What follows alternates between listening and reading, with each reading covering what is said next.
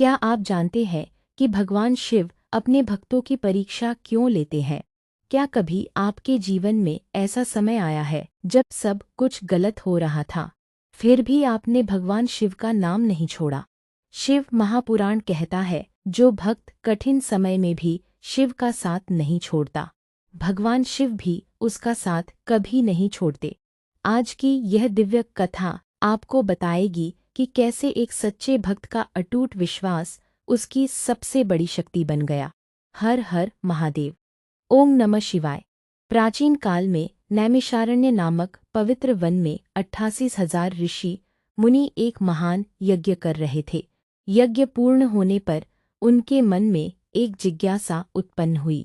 वे सभी आदरपूर्वक सूत जी के पास पहुँचे और बोले, हे सूत जी, हमने अनेक शास्त्रों का अध्ययन किया है, अनेक यज्ञ किए हैं, फिर भी हमारे मन में एक प्रश्न बार बार उठता है।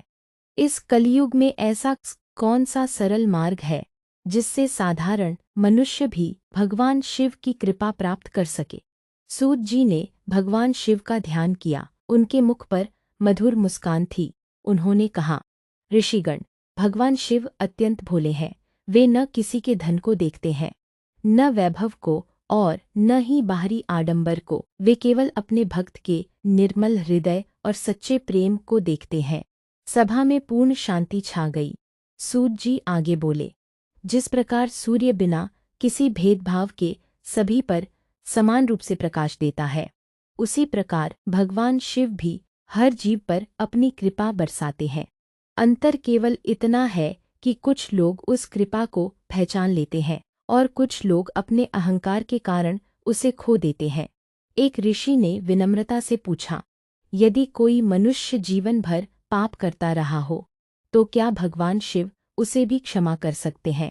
सूत जी बोले, हाँ, यदि वह मनुष्य अपने पापों का सच्चे मन से पश्चाताप करे, दूसरों का अहित करना छोड़ दे और पूरे विश्वास से ओम नमः शिवाय का स्मरण करे, तो भगवान शिव उसे नया जीवन प्रदान कर सकते हैं।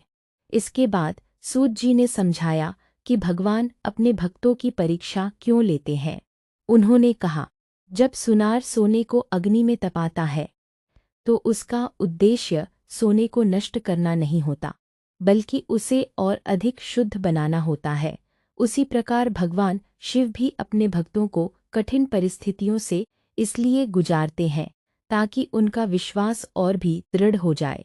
फिर उन्होंने कहा, श्रावण मास भगवान शिव का अत्यंत प्रिय महीना है। इस महीने में यदि कोई भक्त केवल एक लोटा जल और एक बेलपत्र भी सच्चे मन से अर्पित करता है, तो भगवान शिव उसके प्रेम को स्वीकार करते हैं। उन्हें महंगे चढ़ावे की आवश्यकता नहीं होती। सूत जी ने आगे कहा, परंतु याद रखिए, केवल मंदिर जाकर जल चढ़ाना ही शिव भक्ति नहीं है। माता पिता का सम्मान करना, सत्य बोलना, भूखे को भोजन देना, दुखी की सहायता करना और अपने क्रोध पर नियंत्रण रखना भी भगवान शिव की सच्ची पूजा है। यह सुनकर सभी ऋषियों के नेत्र श्रद्धा से भर गए। तब सूत जी बोले, जो मनुष्य प्रतिदिन प्रातःकाल भगवान शिव का स्मरण करता है, ओम नमः शिवाय का जप करता है और अपने कर्मों को पवित्र रखता है, उसके जीवन में धीरे धीरे अज्ञान का अंधकार समाप्त होने लगता है। भगवान शिव उसे सही मार्ग दिखाते हैं, भले ही संसार उसके विरुद्ध क्यों न हो।